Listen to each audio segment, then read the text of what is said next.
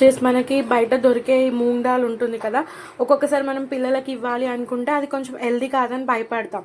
ఇంట్లోనే సింపుల్గా ఎలా మూంగ్ దాల్ చేసుకోవాలో మనకు చూపిస్తానమాట. ఇలా ముందుగానే నానబెట్టి పెట్టుకున్న పెసరపప్పుని ఒక 2-3 అవర్స్ నానబెట్టి పెట్టుకోవాలి.